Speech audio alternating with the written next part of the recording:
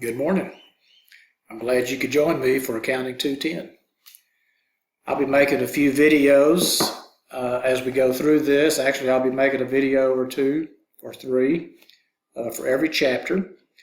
And I'll try to keep the videos relatively short so that I don't lose your attention, but also hopefully you may want to go back to them to review some information periodically as you're doing the homework.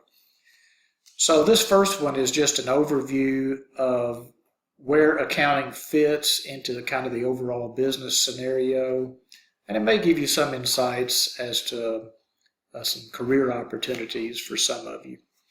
So let me get my picture out of the way.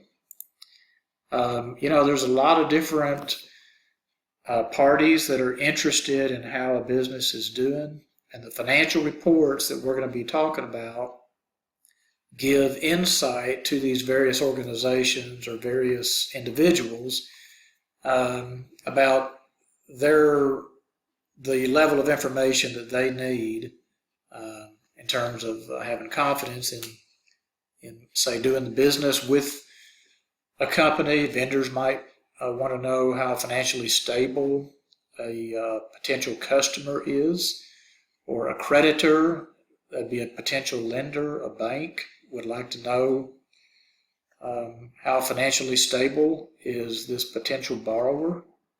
Certainly, if you were looking to invest in a company, you would like to know something about their financial history.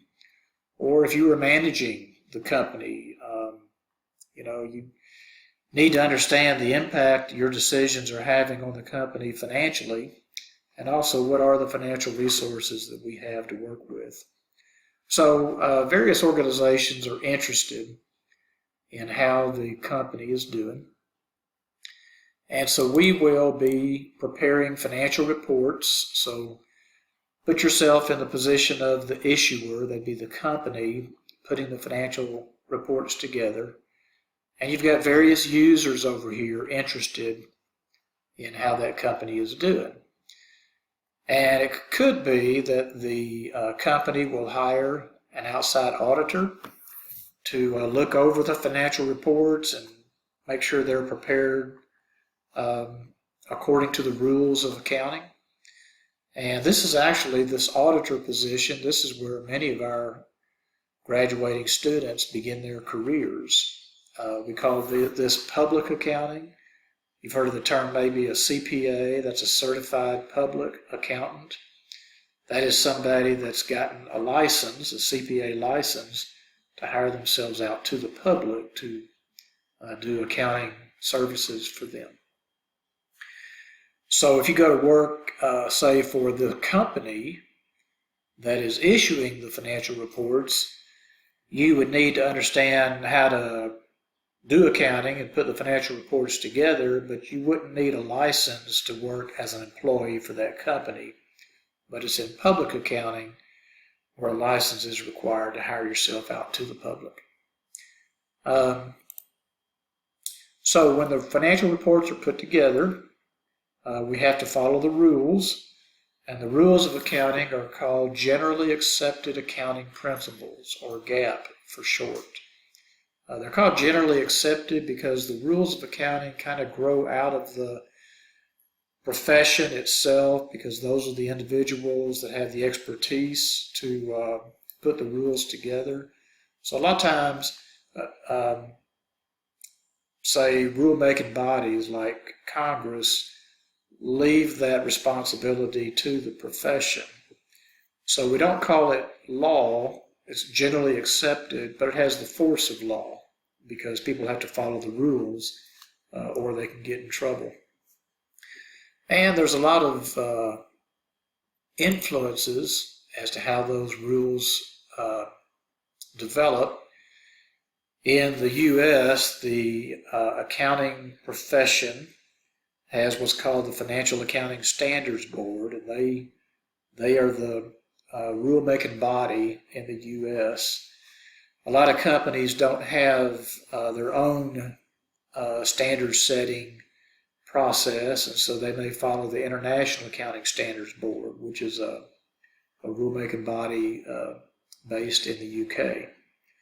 But anyway, it's a very political process a lot of times, because people really do care what goes into the rules and how these rules are put together. And again, I'm trying to keep the video short, so I'm going to kind of be summarizing relatively quickly here. In the U.S., the influences on how the rules are put together are various arms of the government. We have Congress, of course, that has the power to pass a law if they chose to, but again, they leave it to the profession for the most part. If a company decides to go public, which means they make their stock available to the public, that puts them under the authority of the Securities and Exchange Commission, and they oversee the types of information that public companies have to make available to their investors or potential investors. And of course, the IRS also has a say in the financial rules.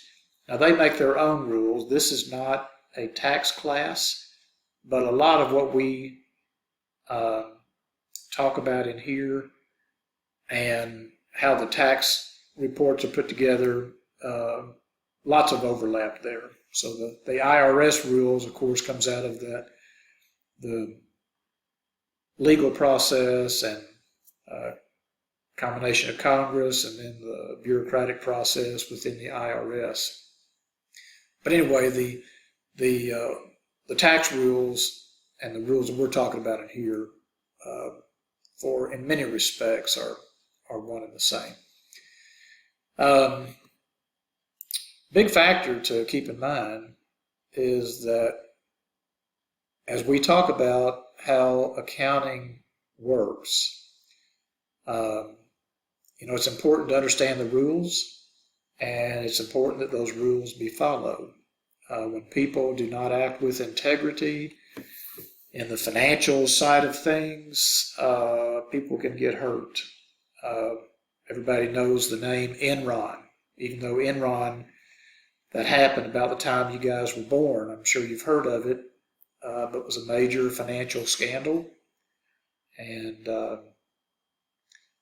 based on the financial reports that they were putting together, it just looked like they were doing fantastic, and they were getting a lot of attention.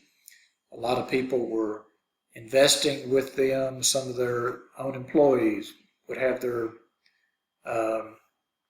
retirement heavily invested in that company. And then when it was discovered that a lot of the financial reports that they were putting forth were not disclosing everything as it should have been, and they were much deeper in debt than they were reporting, then the whole thing fell apart. Lots of people lost their jobs, and all of this retirement savings just went down to zero. So people are hurt in a big way when people do not follow the rules and don't act with integrity. So it's important. It's important in all areas of business to act with integrity, but especially in accounting. So we talked a little bit about the career opportunities. You got public accounting. If you decide to go that route, which is where a lot of our new graduates start their career, and so they work in public accounting, perhaps auditing the reports of various clients. Some people stay in that sector and eventually become a partner in a public accounting firm, or perhaps at some point go to work with one of their clients. I mean, they already know that client inside and out and have become experts on that company's business, and so a lot of times that becomes a great stepping stone into various levels of management in the private sector. Okay, so that's just kind of an overview of where accounting fits and some of the career opportunities. Let me talk briefly about how different businesses are organized And some of this may be a little bit of review from, say, an introduction to business that you've had. But there are important implications as to how you organize a business, whether you're a sole proprietorship, a partnership, or a corporation. And the main thing these impact is what is the liability of the owner or owners, and also who has to pay taxes on the profits of that business. So if you simply decide to go into business and you start doing services for different people, maybe you have some sort of a talent and you start, repairing houses, doing odd jobs for people, or mowing yards, or whatever you do, you are a sole proprietor. And as that sole proprietor, you are responsible for what you do. If you, let's say you fix cars and you're a sole proprietor and you're not very good at it, you mess up somebody's brakes and they have a wreck and they sue your company, well, they're suing you. From a legal perspective, there is no difference between you and your company. Or let's say I started that business and we called it Perkins Car Repair, which you would not want me fixing your car. But if I did and you had a wreck and you sued me, then if you sued my business, you'd be suing me, because me and my business would be the same.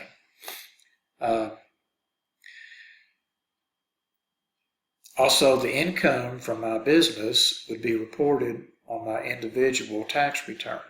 So just like you get a W-2 as an employee, and the income that's reported on that W-2 goes to your Form 1040, that's your personal tax return, the business income from your sole proprietorship would also be reported on your Form 1040. You would actually have to fill out a Schedule C, which is a profit and loss from a business, and then that profit would go to your 1040.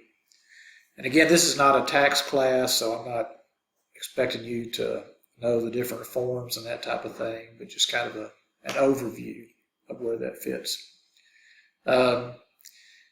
Sometimes people will refer to a sole proprietorship as a DBA. That's because if you were any communication that you send to the IRS, like if they were to send Perkins Car Repair a letter, they would send it to me, David Perkins, doing business as Perkins Car Repair, DBA. So again, from a legal perspective, there's no distinction between the sole proprietorship and the business. What if you got a friend to go into business with you? Let's say I got a friend, one of my colleagues here, Phil Vardaman, to go into business with me doing Perkins and Vardaman car repair. And again, I don't know anything about fixing cars. Suppose I worked on somebody's brakes and they had a wreck and then they sued the partnership. To what extent would Dr. Vardaman be responsible for the mistakes that I made on that car? Well, in a partnership, both parties have unlimited liability for the debts of that partnership. When that customer came in, they were not doing business with me. They were doing business with the Perkins and Vardaman car repair. And so both of us would have unlimited liability for the obligations of that business. So even if I didn't have any money to make good on that, then Vardaman would have unlimited liability because he's a partner with me. At the end of the year, when we figure out what the profit is from the business, my share of the profits would go onto my tax return, and Vardaman's share would go onto his tax return. So again, the business is not paying income taxes. The partners would report the income from the business on their individual tax returns, and they would be the one paying the income taxes on that. However, if we decided to incorporate, we would, corporate law is state law. So if you decide to incorporate, like let's say you were in Texas, you could go to the website for the state of Texas, download the forms, fill them out, send them in with your $500 or whatever it is, and you have established a corporation. So in the eyes of the law, that corporation is a separate legal person, a separate legal entity. So if we incorporated, if Perkins and Vardaman Car Repair became Perkins and Vardaman Inc., we became a corporation. If somebody sued the business, then the business would be responsible for its own obligations, and the owners are protected. We would say that the owners have limited liability. The most they could lose is what they have invested in it. Now that doesn't mean they couldn't somebody also sue the owner, but that would be a separate lawsuit. So imagine what things would be like if that wasn't the case. Years ago, you may have heard of somebody suing McDonald's because they spilled some hot coffee and got burnt. So they sued McDonald's, and it seems like they won $1 million for it. And that's why on coffee cups all over the nation, they all warn you that, hey, the contents might be hot. Well, what if you had been an owner, a stockholder in McDonald's, and when this lawsuit came up, you got a letter and it said, hey, we've got some bad news. Our company is being sued and we owe a lot of money. And since you're one of the stockholders, here's how much you have to send in. Well, if it was potential for you to get a letter like that, that would significantly impact your willingness to buy stock. Well, it's not possible. If you buy stock in a company, you may lose everything you've invested, but that's it. You would have limited liability as an owner in that corporation. That's one of the benefits of incorporating, is it gives the owners limited liability. The downside is that now that you have established this separate person, this separate entity called the corporation, that corporation is responsible for its own income taxes. So just like you and I file a 1040, the corporation would file an 1120, that's the corporate tax return, and they would pay income taxes on their profit. And then if and when they decided to distribute profit to the owners, we call that dividends, then the owners would report their dividends on their personal tax return and pay taxes at the individual level. So remember, the dividend is a distribution of profit that has already been taxed. So the same profit in a corporate setting is actually being taxed twice. It's taxed first at the corporate level, and then those dividends are taxed to the individual on their personal tax return. So the good thing about incorporating is the owners have limited liability. The downside is the profits are taxed twice, double taxation for income taxes. And I have a little chart here that kind of summarizes what we've just said. So the thing that creates this distinction with a corporation is, again, this entity concept. The corporation is treated as a separate legal person, a separate legal entity. Now, in accounting, regardless of how the business is organized, sole proprietorship, partnership, corporation, or there's different hybrids that kind of mix and mingle the characteristics of those. But regardless of how the business is organized, when we're keeping the books for a business, we're going to treat that business as a separate as a separate accounting entity. That means that if I was keeping books for my business, then my personal car would not be reported as an asset of that business, or my house would not be an asset of the business. We would keep the books separate and apart from the financial stuff of the owners. And every accounting entity, every business is defined by what we call the accounting equation, which is assets equal liabilities plus owner's equity. You're going to hear that over and over throughout this course. Assets equal liabilities plus owner's equity. And owner's equity consists of two pieces, paid in capital and retained earnings. Okay? So what this represents is where the money came from for a business to run its operations and what they did with it. So on the left, you've got assets. Assets are things that the company owns that they will be able to use in the future. In fact, the definition of an asset is something that will give us a probable future economic benefit. So we've got all these various assets here, like vehicles, land, buildings, equipment, supplies, inventory, all of that stuff.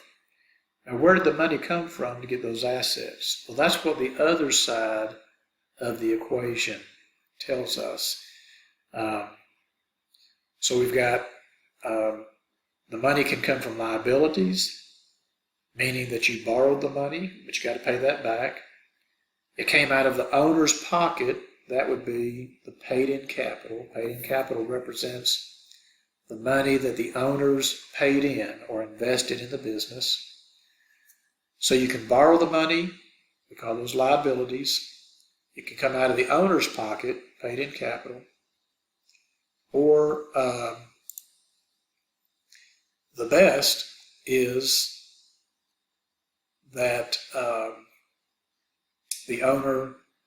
the business operates in a profitable way. We have earnings, and then we can retain those earnings. So retained earnings represents profit that we have retained or plowed back into the company to continue to grow. So again, the accounting equation represents the items that we own. It's on the left-hand side. The items that we own that we will use in the future. And the right side of the equation tells us where did the money come from to get these assets. So you got three places: liabilities, paid-in capital, and retained earnings. Liabilities represent amounts that you have to pay back. Paid-in capital is the money that came out of the owner's pocket. And then the best, of course, is to be profitable in running the business and using those profits to continue to grow. So this equal sign will always be true. And the reason is because it's the same money on both sides. On one side, it tells us where the money came from. And then on the asset side, it tells us where we put it. So it's the same money. It's on both sides of the equation. So as we go through this business, what the accounting process involves is understanding how does what we are doing, every transaction that we're participating in, how did that transaction impact the accounting equation? What's interesting is whether you're talking about a small mom and pop business down at the local corner, or a multi-billion-dollar international corporation, all of the financial impact, all of the financial issues related to that organization will be summarized within the accounting equation. Assets equal liabilities plus owner's equity. So it's important to understand the equation, and in the next video we're going to be talking about how does what a company does day to day, transactions, how does it impact the equation.